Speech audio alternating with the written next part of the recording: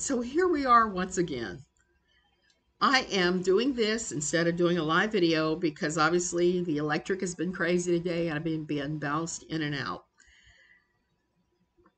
So I'm going to do a video instead. And then I'm also going to upload and go live in the comments with you guys while you watch it.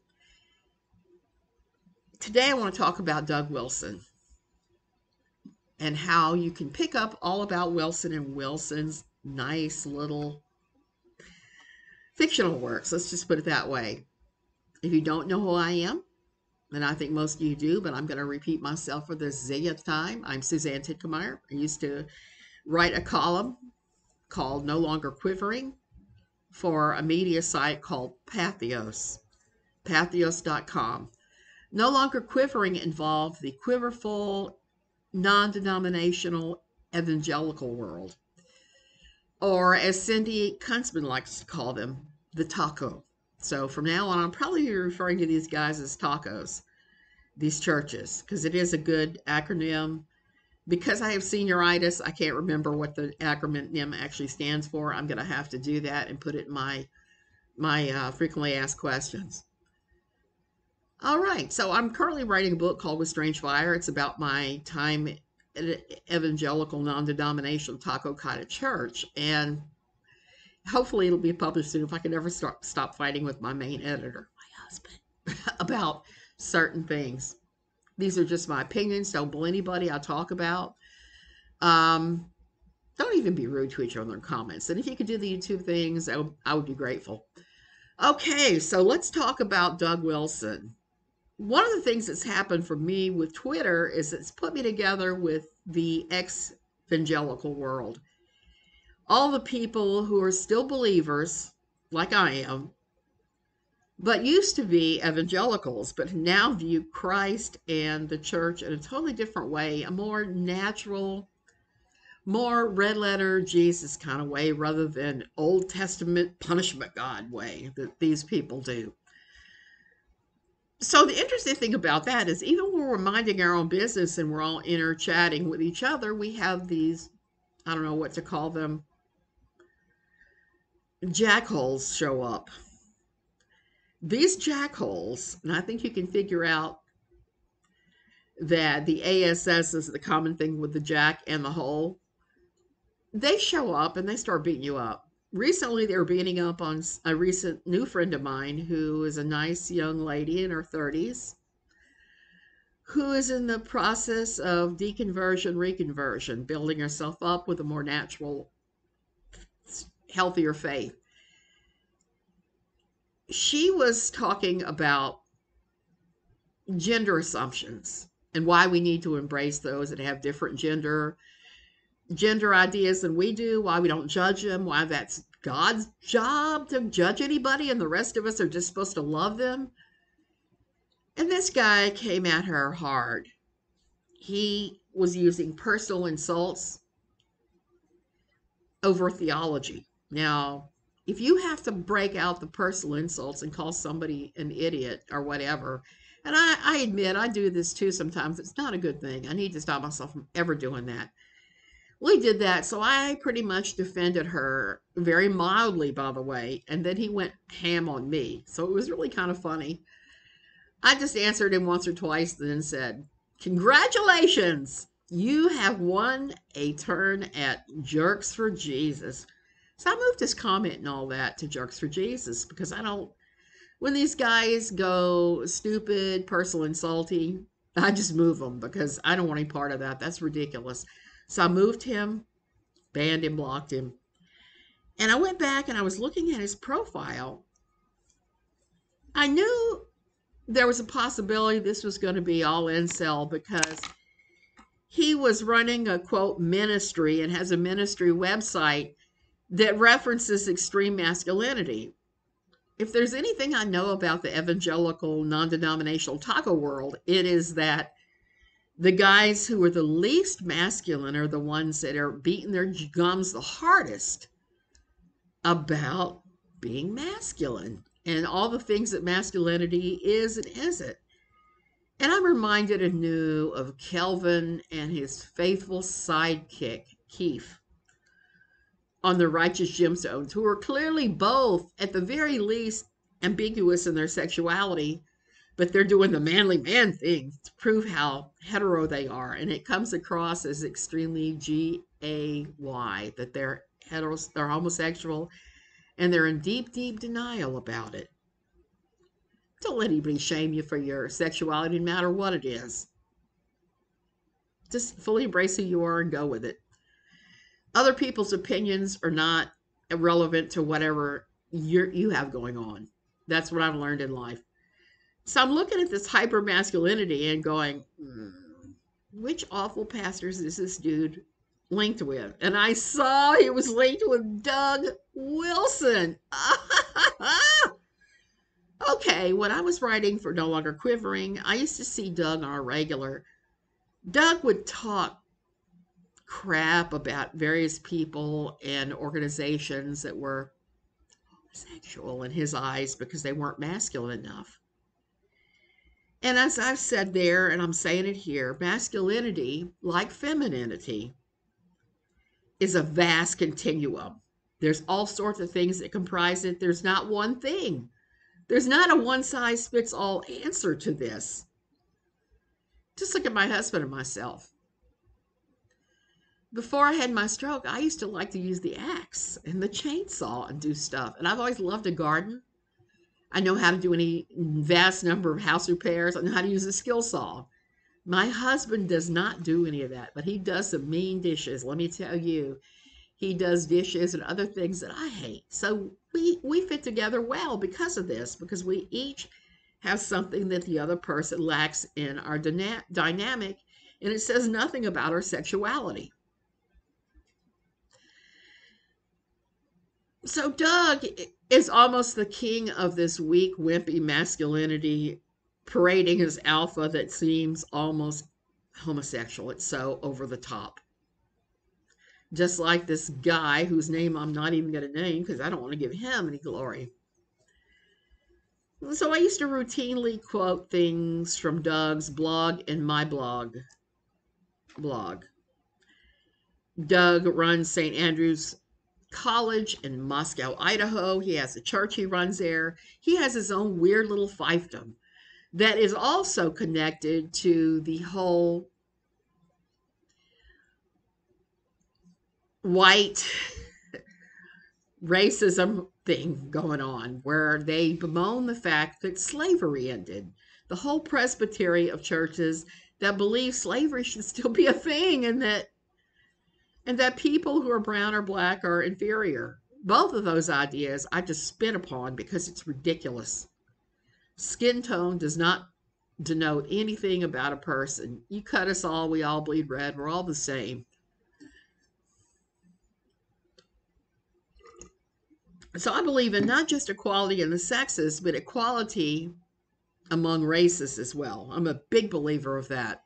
And I've learned here anew that I still had some lurking cultural racism, and I'm being cleansed of that nonsense all the time. But Doug Wilson has embraced it. But not only has he embraced that, he's written a huge pile of books. And his books on theology just make me laugh and cry sometimes. He did one about food that I just was like, somebody has got an unhealthy relationship with their food. That was what I thought when I read it. But Doug didn't really catch my attention to how substandard he was until I did reviews of two different. I'm watching to make sure the electricity does not go off because this will make this go off. I did reviews of two different books towards the end of my time at No Longer Quivering. At the end of my 10 years, I did reviews of two different books. They just made me howl with laughter because both of them were so ridiculous in their assumptions about modern life and people. One of them was a romance novel that was set back in the 1800s. It was called The Man in the Dark, and the main premise was a beautiful young woman with a name straight out of a soap opera, okay? A soap opera name. Savannah, I think is what they called her.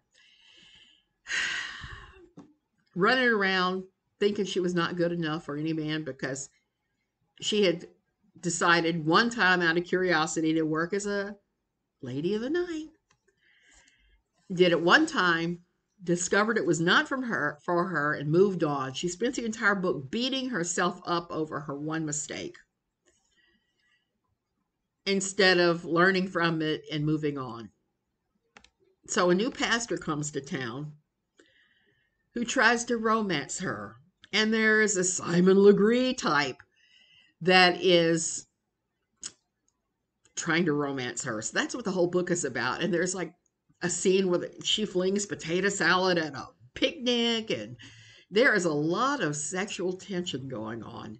And while I usually like sexual tension if there's going to be a romance, my idea of the epitome of romance and sexual tension happens to be Jane Austen's Pride and Prejudice. But this is not a Pride and Prejudice. This is a group of word salad that is just comical to read. And there is the first chapter for free online. And I urge you to go read The Man in the Dark. The takeaway from The Man in the Dark is the heroine who slept with the one guy, worked as a hooker one night. Her client was that pastor. So they married, which Wilson is saying if you have sex with anybody, you got to marry him immediately to make it right in the eyes of God. Bull honky. I'm just going to throw that out there. In the Old Testament, it talked about that, but this is not an Old Testament circumstance. It's a ridiculous book with all kinds of bodice ripping and bad ideas. And when you read the way that the female characters are written, you're just like, this guy does not have a clue how women's minds work. So that was pretty bad. And that was pretty comical. And it exposed his theology. The worst of it, his assumptions about men, his assumptions about women, his assumptions about sexuality, why people who work as sex workers do what they do. Yeah, Doug, it's money. So it's just a bad bunch of ridiculousness. But I had yet to see even worse. A book he wrote later called Ride, Sally, Ride, another ridiculous novel. Ride, Sally, Ride had to deal with a righteous Christian boy who seized his neighbor's sex robot and mashed it in a metal compactor, and then got put on trial for murder most foul because he bumped off the sex robot. Reading through that book, I just laughed. So many of the quotes were so awful. I'm going to read you a few from the final chapter here because I have that final chapter sitting right here. Okay, let me see if I can move my camera thing so I don't totally lose all of this and have to start over. Oh, in this book, he has things like, well, I can't get to the quotes, but he has ideas like, it takes place in Boulder, Colorado, and this is, I guess, it would be right around now, like in the early 2020s. And Boulder has turned into a hellscape of marijuana usage. And he talks about the streets of Boulder being littered with marijuana needles, like he thinks that marijuana is a substance you inject instead of smoke, snort, rub into your belly, eat, whatever. Following along with the Gospel Coalition's Crazy 420 post yesterday that made a lot of the same assumptions that Dougie Boy here trades upon for his book. There are so many things that happen in the book that are ridiculous. First of all, even the finest sex robots that are available today, even the finest, most expensive ones, do not have AI capacity. They don't have machine learning. They have no ability to gain sentient being. So the whole idea that crushing one of them consists of murder most foul is just farcical. It just doesn't even exist. And the whole farce is played out with every kind of assumption you could imagine about people, people groups, and the like. The neighbor moves next door and he has a sex robot wife. But unbeknownst to us, he's holding his real life wife captive in the basement. Do people really do that? I know there are a few people that do, but I don't think that this is common, not even in the liberal world that Doug is trying to say it is. Just like marijuana needles. So they try this young man named Ace for murder. And Ace is aided by a Catholic lawyer and a whole bunch of good Christians. And this is a world in which the U.S. is split between good Christians and evil liberals.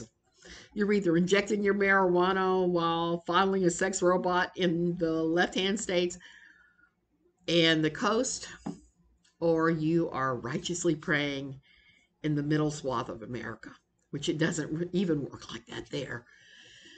And his assumptions about liberalism are just ridiculous. Now, his takes on the taco world are pretty right on and the money, right down to the assumptions of just horrible stuff, praying for everything, declaring this and that wrong and stuff, and the utter hypocrisy among them that they don't see as hypocrisy. Where on the other side you have your marijuana needle injectors. So the climax of the book comes when Ace and his girlfriend decide to marry without a marriage license because marriage licenses are evil and government controlled in liberal Boulder. But it isn't until we get to the Boulder courthouse that things really go haywire. The district attorney, who Doug states is gay, and not only is he gay, but he says that to be a member of the district attorney's office at that time in Boulder, not only did you have to be gay, you had to be sharing all your sexual party favors with everybody else in the office. I have yet to see a law office like that. Government or secular. That's just not how the law works. That's not how being a lawyer works. So by the end, Ace, his family, the family of his girlfriend, and various and sundry others are running for their life up to the top of the courthouse where they're magically lifted off by this helicopter coming from the middle states. Did I mention that Boulder's in the mountains and that the air is really thin? Helicopters don't even work that well as the way they're described in this book, and the height they're described in going, the number of people are on there, the National Guard, bomb squads, and apparently they're saying that the liberal denizens of Boulder fitted Ace with an exploding ankle monitor. So the whole book is just really bad. It was like if you took every conspiracy theory out there about the government written by MAGA and you turned out a novel, this would be that novel. And the way that the very denigrating, disgusting, and disrespectful language that Wilson uses to describe anybody he doesn't think is a good Christian is just laughable. So in the very end, a hit squad comes after Ace and his new wife. And they have to throw down again and save democracy, which is actually save theocracy. It's not a democracy they're talking about at all. What they're talking about is their vision of a government, which is a theocracy, which is not a democracy, and it is not a place of equality for anyone. It is merely a place where white Christian men, patriarchs, are on the top of the heap, and everybody else is somewhere way down below. I don't know about you guys, but I have no desire to live there. I only want to live in places where I have freedom freedom to wear a granny nightgown or a G-string to the beach, whichever one floats my boat. Freedom to surf or not surf. Freedom to get a tattoo or not get a tattoo. Freedom. Freedom's a pretty awesome thing. And I don't like it when these taco churches start dictating what freedom is, who defines it, and all of that crap. I'm over that now that I've left the taco world. Taco world. Okay, so now you get at least an idea how this guy has crazy white supremacy leanings. He has theology that puts white Christian men on top every time because Bible. That's ignoring some of the scriptures of Paul and focusing on one of them. So he's not safe for any speed. So whenever I see one of these good Christian patriarchal types pop up on Twitter and they are promoting this violent future, it's just like, nope, get away from me. Get away from me. I don't want to live in that world. I don't know about you guys.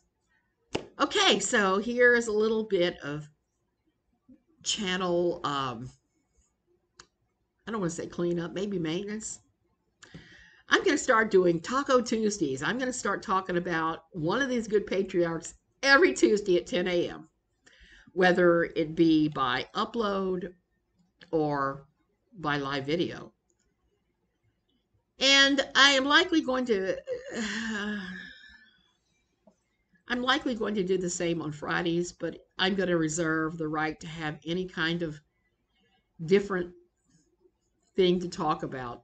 I would have talked about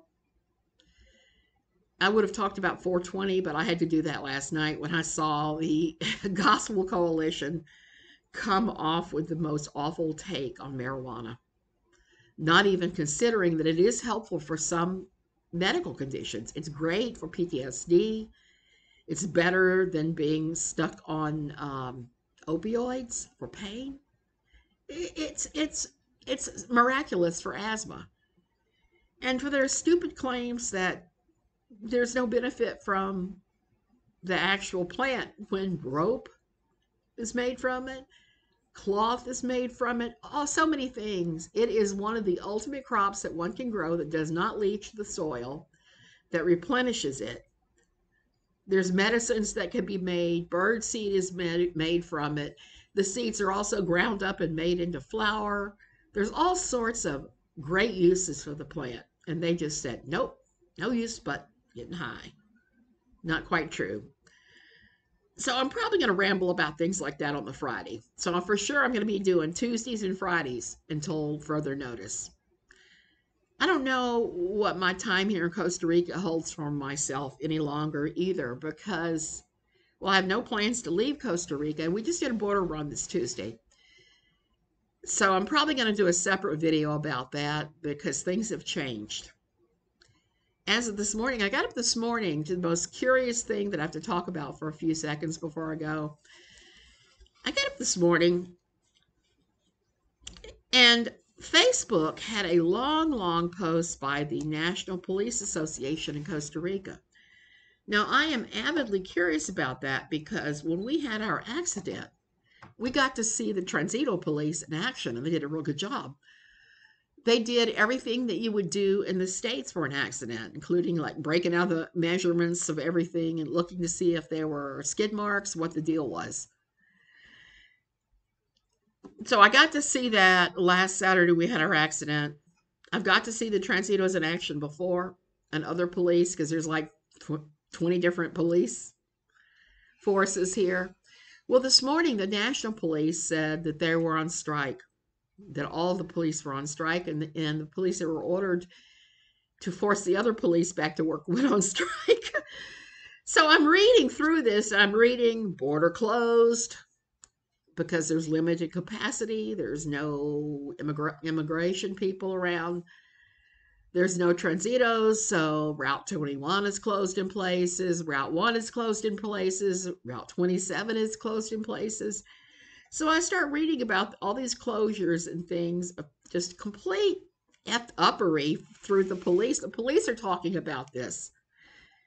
And I'm reading this going, huh, because strikes are not unheard of here in Costa Rica. We had a strike, it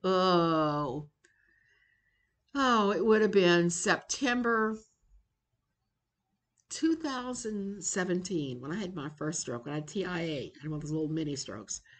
And I was in the hospital the first day of the stroke, and I'm laying in my hospital bed, and I'm hearing the Tico equivalent of no more money, no peace. And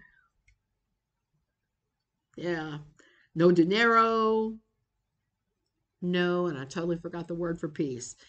But I heard that was a blade up there, and it took forever for that to straighten out, and it ended up with doing a number on our shipping, getting it through customs and aduana here. So I don't know what this is going to impact, and I don't know how long it's going to go on. I don't know if it's going to impact me actually deciding to go to the States for a while, because I don't know. So I went and looked at all the news sources for Costa Rica. I take a look at that most expats use, and it was all rainbows and lollipops and sunshine, and talked about how the cops nationwide busted all these people yesterday before the strike started. They didn't mention the strike. They all of the English language papers here and online things, they play a game of don't frighten the gringo, which I don't like. I like to know what's going on. If I need to know, if I know there's something going on Rutas 21, 21, Rutas 21, I will avoid it. I'll take back roads in if I have to, but I won't. I like to do that. I like to look at stuff and make my own informed decision. This goes back to what I'm saying about Doug Wilson, too. So when they play lollipops and sunshine for the expat community, they're not doing anybody any favors. Not the expats. They're not doing the locals any favor. They're not doing any of that. I would rather know from the horse's mouth, which is why I decided to start following the National Police Organization here. Sometimes they do it, but most of the time, you could at least find out the skinny on some things happening through them. So what that holds as a future for all of us here, I don't know. I live in a gated community. I have a gate and a tall wall. So I'm not too worried about it. And I don't think everybody I know in the expat community here is really worried about it, but it is something to be considered. Okay, you guys, I am gonna go. I have got to do the rest of the laundry. Our guest went home. I'm doing the 5 trillion loads of laundry. I'm getting ready to throw my own bedding in there now, finally. So take care. Thank you for watching. Love you guys, and I'll see you when I have enough internet again to be able to do live streams. And like I said, Tuesdays, Fridays, 10 a.m. for sure, whether it is a live stream or upload a video. And then who knows with the rest, but at least that way you'll know when I'll be around for sure.